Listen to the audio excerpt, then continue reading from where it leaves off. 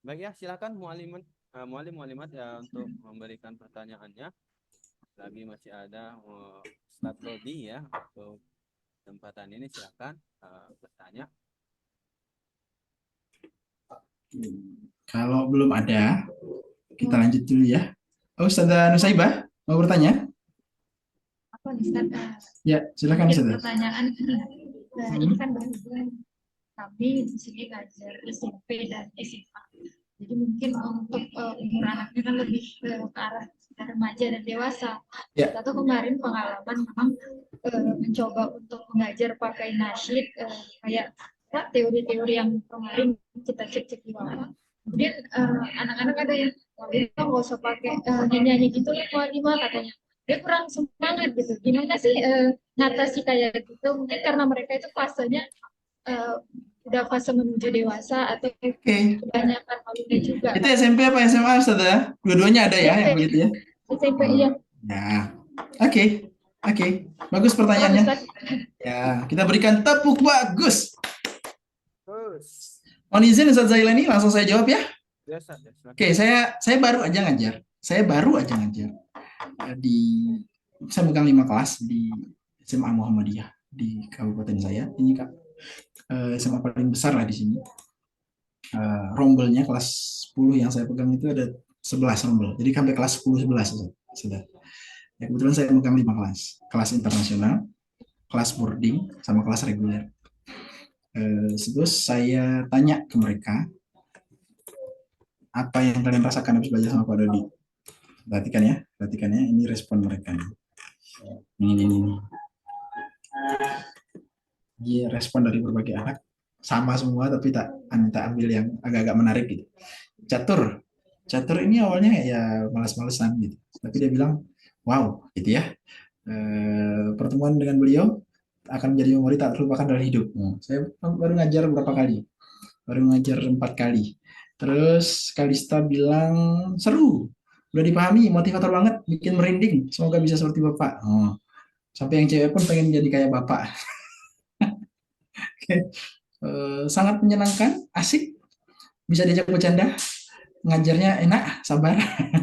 Oke, tahu nggak sesudah hari pertama saya ngajar, tak kasih tahu ya.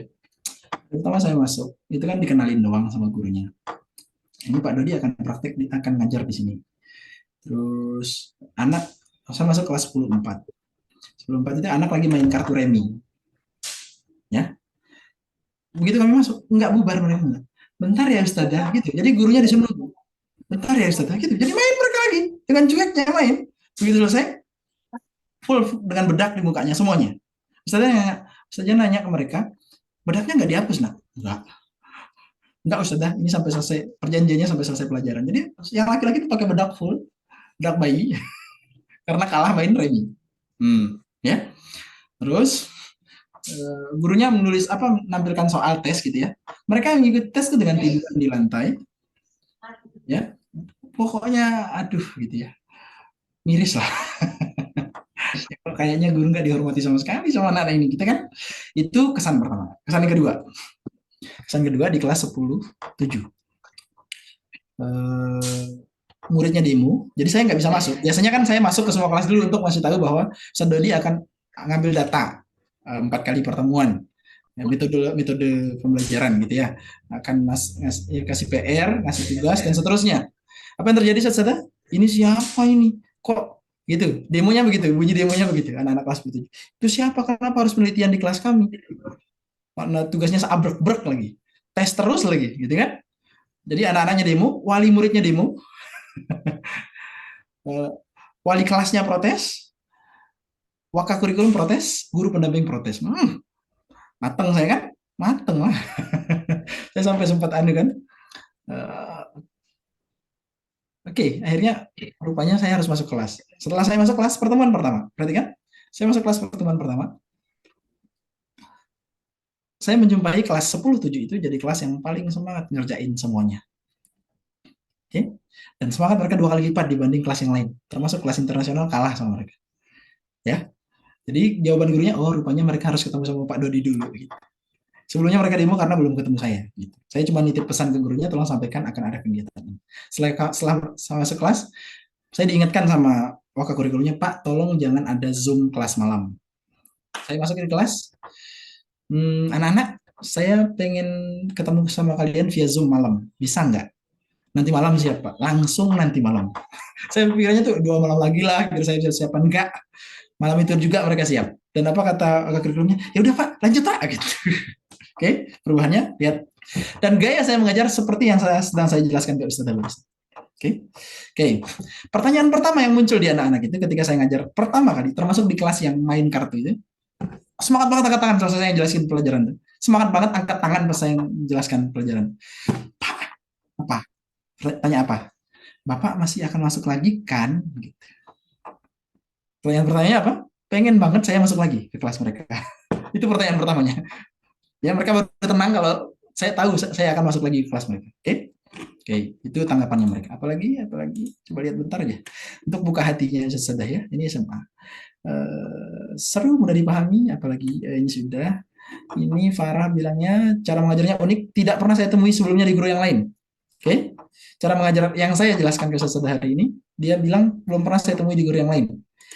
Di sekolah Muhammadiyah tempat saya ngajar itu 60% gurunya S2. Kepala sekolahnya doktor. Oke. Dan saya dipesani sejak awal kalau masuk di kelas internasional bahasa Inggris gitu, berbahasa Inggris. Bahkan ternyata saat saya dikenalkan di awal, termasuk di luar kelas mereka berbahasa Inggris. Begitu. Ya, secara kemampuan wow. Tapi mereka belum nemu yang seperti saya. Oke. Kemudian cara Bapak ngajar berhasil menarik perhatian saya. Ini kan yang penting. Anak-anak kan nggak tertarik biasanya.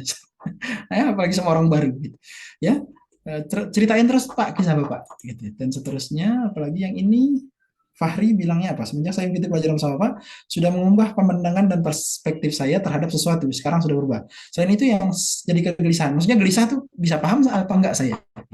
Itu kan kegelisahan anak-anak. Dan itu terbayar, terjawab ketika mereka belajar bersama kita. Kalau Bapak, kalau bisa Bapak oke, udah. Tuh. Oke, sekarang saya bicara tentang strateginya ngapain kan gitu. Ya, kalau ketemu sama anak SMP SMA, pertama, mereka adalah generasi yang merasa dewasa. Walaupun realitanya sama sekali enggak dewasa. Jadi dewasanya cuma merasa. Oke? Karena yang dewasa dalam Islam adalah mereka yang teguh dalam menjalankan perintah Allah dan tegas untuk menjauhi larangan Allah. Contoh kedewasaan adalah adab mereka ketika belajar bersama kita. Gitu kan? Yang semangat itu yang dewasa, yang nggak semangat nggak dewasa, cuma merasa dewasa. Yang baik adab terhadap guru itulah yang dewasa, yang tidak punya adab sama guru, termasuk yang bilang, Ustazah jangan kayak anak kecil ya, gitu. Ustazah nggak usah ada nyanyi-nyanyi ya. Itu belum dewasa, itu hanya anak-anak yang merasa dewasa. Tapi ala kulihal, supaya kita bisa nyambung dengan mereka, maka step 1 adalah memperlakukan mereka seperti orang dewasa. Oke? Karena mereka merasa dewasa, mereka senangnya diperlakukan seperti orang dewasa. Itu nomor 1, Ustazah. Jadi jangan belum awal-awal tuh jaim dulu. Jadi saya nggak langsung ngajak mereka loncat-loncat di awal ketemu. Jaim dulu saya. Nggak ngajak tepuk-tepuk dulu. Ya, jadi jangan sampai kita masuk kelas, bagaimana kabarnya? Saya khawatir mereka nanya kesehatan kita, Ustaz sehat? Oh iya anget kepalanya Ustaz Dodi. Gitu. Saya, ayo yang semangat loncat gitu. Ngapain Ustaz Dodi? Ada yang tiba-tiba bangun, A'udzubillahi, saya diruqyah gitu. Ya, kita belum kok, belum dekat sama mereka, belum nyambung ya. Jadi awalnya perlakukan mereka seperti orang biasa. Step 1. Step 2, kita yang masuk ke dunia mereka, jangan mereka yang masuk ke dunia kita. Step 1 doang loh ya. Artinya apa? Nanti ada waktunya kita bawa mereka ke dunia kita. Step awal kita yang ngalah dulu, masuk ke dunia mereka. Jadi, kenapa ada ucapan, saya juga dijumpai kok, saya ke pesantren, ya. Saya biasanya kan diundang tuh, terakhir saya diundang, terus gurunya bilang gini, Ustaz, anak-anak pesan tolong nanti jangan kayak anak kecil. Wah, mantap. Ya, mantap. Ya, sudah menunjukkan betapa mulia akhlak anak-anak ini. Gitu kan? Oke. Kemudian Saya coba flashback dulu ya, ngajak kita flashback dulu yang saya alami waktu saya kuliah S1 ini. Dosennya namanya Prof. Wahab Jufri. Baru aja saya ketemu juga kemarin. Dia sempat nyapa saya juga di Facebook kemarin. Saya ingat dulu siang, Ba'da Duhur itu jamnya beliau. Beliau ngajar bahasa Inggris, saudara. Saya ketua kelas. Jadi kami udah ngantuk habis-habisan. Hari itu capek. Beliau masuk lihat kami ngantuk lemes, langsung bilang gini beliau, Dodi berdiri. Loh, nggak ada apa-apa, langsung disuruh berdiri. Siap Prof. Pimpin teman-temanmu bernyanyi. Bangunlah jiwanya, bangunlah badannya. Ayo teman-teman berdiri semuanya. Pelajarannya bahasa Inggris loh ya, lagunya Indonesia Raya. Sudah semuanya, mulai dari bangunlah jiwanya langsung. Bangunlah jiwanya, bangunlah badannya untuk Indonesia Raya. Sampai selesai, setelah itu baru kita belajar bahasa Inggris. Itu cara Prof. Wahab mengondisikan kelas kami, dan tidak satupun mahasiswa S1 itu mengatakan Prof. Wahab kayak anak kecil. Malah senang semua. Satu. Yang kedua, di kelas saya S3, saya punya dosen namanya Prof. Prabowo. Bukan calon presiden ya. Sebetulnya namanya sama. Prof. Prabowo. Beliau, Ustaz, sampai hari ini ngajar pakai bintang, Ustaz. Oke. Bintang tertinggi kalau di kelas dia itu bintang 4. Kayak Jenderal TNI Polri. Bintang paling rendah 1. Teman-teman saya kuliah S3 itu usianya ada yang 50 tahun, 40 tahun gitu ya. Ada yang 20-an tahun juga. Dan setiap selesai presentasi, Prof. Prabowo selalu akan mengumumkan jumlah bintang. Alhamdulillahnya saya termasuk yang sering dapat 4. Jadi kalau beliau bilang, Pak Dodi bintangnya 4, itu langsung sekelas, yeay. Itu kelas S3 loh ya, bukan kelas TK. Jangan bayangkan ini kelas TK, ini kelas mahasiswa S3. Ya, dosen-dosen senior di kampusnya. Teman-teman saya itu dosen senior, bahkan saya punya teman rektor. Ya, gitu ya. Itu yeay. Gitu. Ketika dosen Prof. Prabowo mengumumkan bintang saya 4. Ketika salah satu teman kami diumumkan Bu Fulanah bintangnya 1, itu langsung kompak semuanya. Gitu. Aduh, gitu. Itu sekelas itu.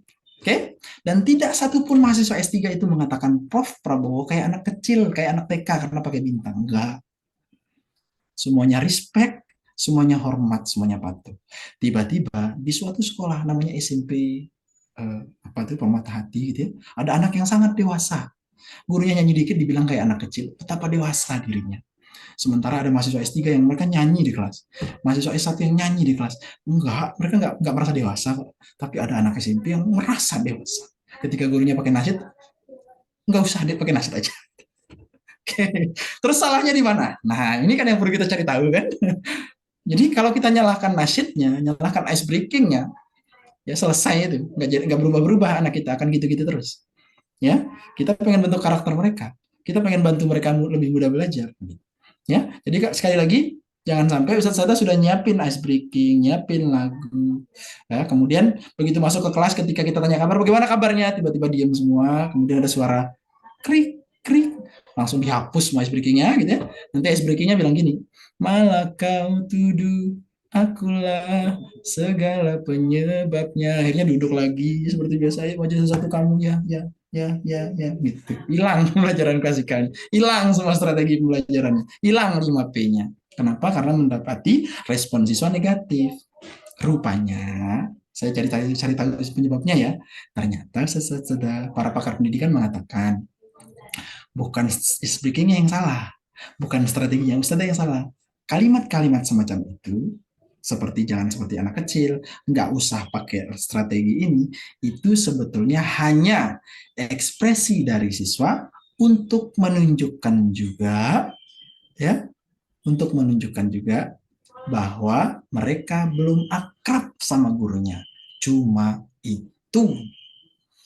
Kenapa anak nggak mau diajak berdiri? Belum akrab sama gurunya. Nggak mau diajak nyanyi? Belum akrab sama gurunya. Kalau anak sudah akrab sama gurunya, disuruh koprol, salto, jungkir bolak-balik, mau. Tapi karena belum akrab, masih jaim sama gurunya, nggak bisa. Jadi bukan salah ice breakingnya, tapi gurunya yang kehadirannya belum membuat siswanya nyaman. Makanya kita lihat dulu, udah nyaman atau belum. Kalau belum nyaman, jangan ice breaking. Cari cara supaya mereka nyaman. Oke, sudah? Masuk? Oke, jadi jangan hapus ice breakingnya, jangan hilangkan lagunya. Oke. Oke, lanjut. Belum selesai ini, ya. Jadi memang agak aneh nih, harus harus diperlakukan agak khusus nih anak-anak gini ya. Jadi serius, Ustadznya bilang gini ke saya, Ustadz mohon maaf ya Ustadz, saya sampai shock loh, masuk kelas internasional, megang HP dan main game saat saya ngomong. Itu saya langsung gemeteran di awal. Kenapa shock saya? Saya berharap di kelas internasional itu anu lah gitu loh. Ya, apa tuh? Baiklah adabnya. Ternyata podoai, ternyata lebih parah. Ya, saya nggak ketemu yang lain main game saat saya ngajar. Ketika saya masuk kelas internasional, karena merasa pinter anaknya sudah main begitu gitu loh. Ya, oke. Tapi lihat sekali lagi perubahannya. Satu, pertanyaan pertama yang muncul dari mereka, kapan Bapak masuk lagi? Yang kedua, mereka antusias sekali mengerjakan semuanya tanpa mengeluh. Yang ketiga, saya pernah jalan kaki menuju ke kelas gitu ya. Ada anak perempuan, nggak tahu saya anak kelas berapa itu. Ternyata anak 10-4. Dia nanya, Pak Dodi mau ke 10-4 kan? Pak Dodi mau ke 10-4 kan? Ya, ke 10-4 saya bilang. Itu langsung loncat sambil bilang, yes! Ya, karena saya akan masuk ke kelasnya. Ya, saya tahu anak itu. Ternyata saya tandai kok. Itu anak yang biang kerok yang sering bikin ribut di kelas kok. Ya, tapi kalau dia senang sama gurunya gitu gayanya. Gitu loh. Ya, jelas ya?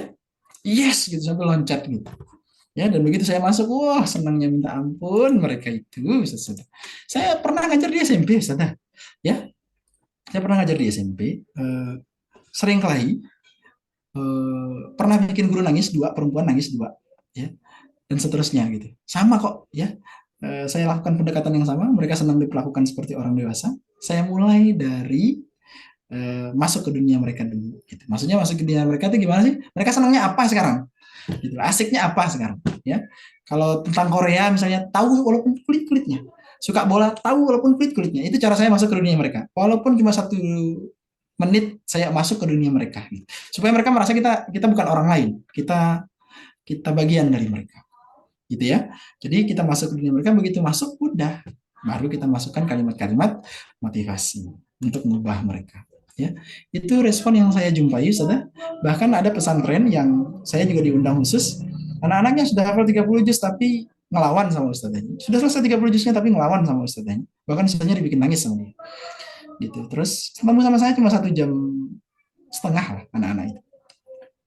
Terus dalam perjalanan naik kereta pulang, mudir pesantrennya WA saya, Ustaz, biasanya maghrib itu anak-anak itu tiduran Ustaz, nggak ada yang pegang Quran. Begitu guru datang baru dia duduk gitu. Ini kok habis ketemu Ustaz Dodi, anak-anak semuanya langsung pegang Quran ya Ustaz, langsung duduk. Habis diapain Ustaz? Ya, oke, perhatikan Ustaz ada yang lupa mute, maaf. Oke, lihat perubahannya itu cepat banget perubahannya, nggak lama-lama kok, nggak jauh-jauh kok perubahannya. Ya, yang penting kita benar cara mulai komunikasinya. Ya, oke. Nah, kemudian lebih teknis lagi, Ustazah, lebih teknis lagi. Saya buka P1 ya, Ustazah ya. Sudah diajarkan kok. Kita tinggal praktek aja. Ini Ustazah ya, perhatikan ini. Saya perlu detail bicara soal ini. Jadi memang nggak mudah sih bagi guru ya. Tapi kalau sudah jam terbangnya tinggi, lebih parah dari itu Ustazah akan siap untuk menghadapinya insya Allah. Pertama ini loh. Perhatikan jurus membuka ini. 1-7. Ini cara kita untuk menyentuh mereka Ustazah. Ya, karena setiap anak punya titik sentuh yang berbeda. Perhatikan contoh yang nomor 1 aja. Ya, saya pribadi sekali lagi biasanya beres di nomor 1 aja selesai kok. Bisa masuk ke saya, bisa diterima kok saya gitu. Tanya kabar, yang dimaksud di situ adalah bukan melulu tentang kabar mereka, tapi tentang sesuatu yang mereka sukai. Dan kalau saat di kelas, tanya kabar ini tidak berdampak terhadap siswa, cek biasanya biang kerok di kelas itu cuma 1 atau 2 anak. Aslinya 80%-nya itu pengen ikut kita nyanyi, tapi ngelihat temannya gak gerak, dia ikut jaim gitu loh. Nah, yang bikin temannya jaim itulah yang kita jadikan target operasi. Ya, di luar kelas. Dan ngomongnya mau ngomong ketemu sekali dengan mereka, jangan pernah ngomong tentang pembelajaran Quran, ngomongin tentang sesuatu yang dia sukai. Jangan sampai kita kemana-mana tuh jalan lihat Ustadz Zailani itu, aduh pasti lagi setoran hafalannya, hafalan. Sekali-sekali ketemu Ustadz Zailani itu ngomongin Liverpool gitu ya, Manchester United gitu ya, dan seterusnya gitu. Pokoknya nggak ada Quran sama sekali lah. Gitu. Ya, jelas ya. Ketemu kedua baru kita bicara secara pribadi tentang pelajaran. Gitu caranya. Ya, jadi tanya kabar dalam ini ilmu komunikasi itu cara kita untuk sesuhu dengan lawan bicara kita. Kalau orang tidak merasa selevel, tidak merasa menjadi bagian, itu Itu ekspresinya yang kita dapatkan. Nggak mau ikut bergerak, nggak mau ikut bernyanyi, bahkan ngomong dan protes. Kenapa? Karena belum sesuhu dengan kita. Nah, cara sesuhu itu adalah dengan tanya kabar mereka. Sekali lagi, kabar bukan melulu tentang kabar, tapi tentang mereka. Orang tuanya gimana, di rumah gimana, dan seterusnya. Oke, yang kedua, pertanyaan menantang. Ya, ini di pure di 5 kelas yang saya pegang, sama sekali nggak saya pakai nomor 2. Saya semuanya menyelesaikan di tanya kabar saja, dan semuanya bisa kondusif, semuanya bisa semangat mengikuti. Ya, di pertanyaan menantang. Jadi satu ketika guru saya pernah soalnya di kelas unggulan, pernah di kelas yang paling ribut, pernah. Guru saya masuk, cuma nulis soal begini aja. Tek, tek, tek, tek. Yang bisa jawab soal ini boleh langsung keluar dari kelas saya. Jadi maksudnya boleh nggak ikut pelajaran. Itu dari ribut kayak pasar, tiba-tiba hening kelas.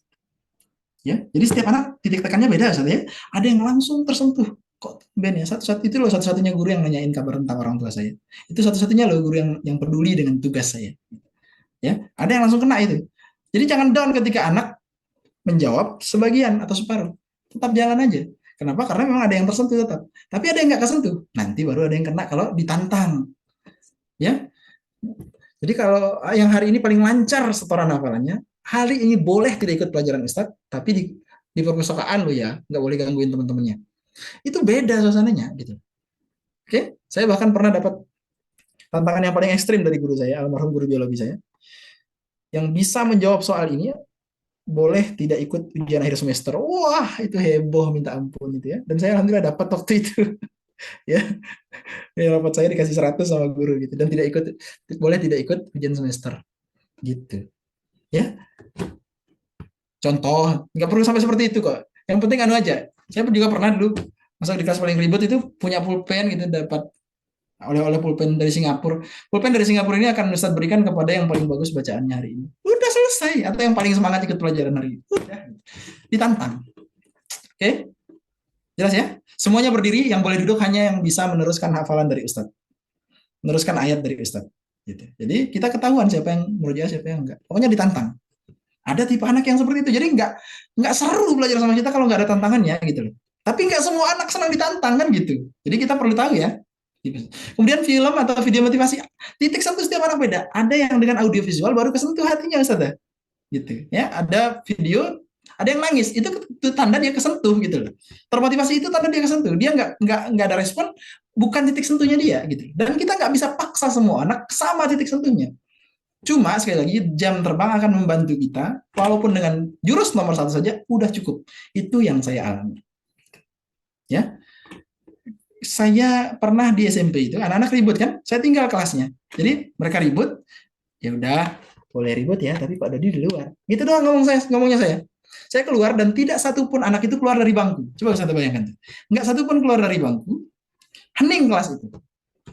Padahal saya nggak ada di kelas, saya keluar. Ya. Dan begitu saya keluar, hanya ada satu anak yang keluar. Anak itu pun keluar bukan untuk nakal, tapi dia nyari saya ke ruang guru untuk minta maaf. Saya ingat anak itu dulu ada kejadian sama saya memang. Dia suka naikin lutut di meja, habis itu saya kasih beberapa kata motivasi, sampai saya muncrat. Habis itu anak itu datang ke ruang guru, nemui saya, Pak Dodi, saya janji saya tidak akan nakal lagi. Itu anak SMP kelas 7. Gitu ya. Kemudian, habis kejadian saya ngambek itu, balik lagi ke kelas, saya balik lagi ke kelas, saya aja cuma ke musola, sholat duha gitu, terus sembunyi kalau ngelihat mereka ada yang keluar nyari saya gitu. Habis selesai sholat duha saya balik ke kelas, asli, tidak satu pun keluar dari bangkunya dan tidak satu pun ribut. Saya masuk, terus apa kalimat pertama yang muncul dari anak-anak? Assalamualaikum, saya bilang, tepuk tangan untuk pada itu SMP loh ya. Dan mereka tidak merasa saya kayak anak kecil. Kalau guru sudah disukai sama siswa, guru sudah sangat disenangi sama siswa, itu yang terjadi. Gitu. Kapan terakhir kali Ustazah melangkah ke gerbang sekolah diteriakin sama siswa? Teriakannya bukan teriakan ngejek tapi rindu. Itu yang saya alami saat saya ngajar di SMP gitu loh. Pak Dodi, itu lari dan saya dikerubuni. Gitu. Kapan terakhir kali kita dirindukan seperti itu? Nah, ketika kemudian ada guru yang nggak bisa masuk, itu semangat sekali ke ruang guru nyari Pak Dodi karena Pak Dodi akan gantiin. Gitu. Yes, akhirnya diajar sama Pak Dodi. Nah, kapan terakhir kali kita seperti itu? Gitu. Dan cara ngajar saya sekali lagi saya jelaskan hari ini ke Ustaz. Ya, dan tidak ada kalimat yang seperti itu. Kalaupun ada, sekali lagi ya kita kelolosan aja karena kita belum betul-betul akrab dengan mereka. Yang keempat, cerita. 2/3 Quran itu kisah, Ustaz. Ustaz dan Nusaibah. Ustaz harus punya kemampuan untuk menyampaikan kisah yang menggugah jiwa gitu. Untuk usia remaja, ceritalah sebagaimana kita sedang bercerita kepada orang yang sudah dewasa. Ya, jadi jangan sampai kita cerita ke anak SMP, jadi anak-anak, jangan, nggak perlu. Ya, jadi tinggal atur intonasinya saja. Kemudian nasihat penyemangat, ada yang kesentuh dengan lagu, sudah. Tampilan asing itu tampil beda dari biasanya. Jadi kalau kita biasa aja, ustadznya selama ini selalu pakai kopiah, sekali-sekali ustadz jangan masuk pakai kopiah, masuk pakai kacamata hitam, pakai jas, tren Rafa masuk dengan salam yang berbeda, assalamualaikum, pakai kacamata hitam, tiba-tiba kesandung, nggak apa-apa, ya. Yang penting beda dari biasanya. Nggak pernah pakai minyak rambut, ya. Ustadznya sekali-sekali pakai kacamata hitam, ya, gitu. Dan seterusnya. Pokoknya tampil beda dari biasanya, beda, ada yang kena itu, gitu. Ada yang kena. Terus tebak-tebakan juga sama, ada yang kena nanti gitu. Dan saya yakin nggak akan keluar dari 7 ini, karena ini sudah grounded teori sudah, ya, sudah dipakai di belahan bumi manapun, ya, insya Allah bisa 100% siswa tersentuh. Nah, kalau sudah kesentuh seperti itu, mereka akan lakukan apapun hanya sekedar untuk mendapatkan kata bagus dari gurunya. Masuk Ustazah Nusaibah? Jawab panjang banget loh Ustazah. Kenapa? Karena Ustazah harus bisa tetap mempertahankan strategi 5P ini. Hanya itu caranya untuk bisa memastikan anak-anak bisa. Kalau anak masih kita ngalah terus dengan mereka, ya, kalah terus dengan kalimat mereka, down terus dengan mereka, ya nggak akan jadi mereka. Kalau mereka punya 5 alasan untuk gagal, kita harus punya paling tidak 6 alasan untuk membuat mereka berhasil. Gitu ya? Wallahu a'lam bishawab. Maaf agak panjang nih, karena serius. Makasih, makasih. Udah, Ustaz. Jazakallah khair Ustaz. Mungkin biar banyak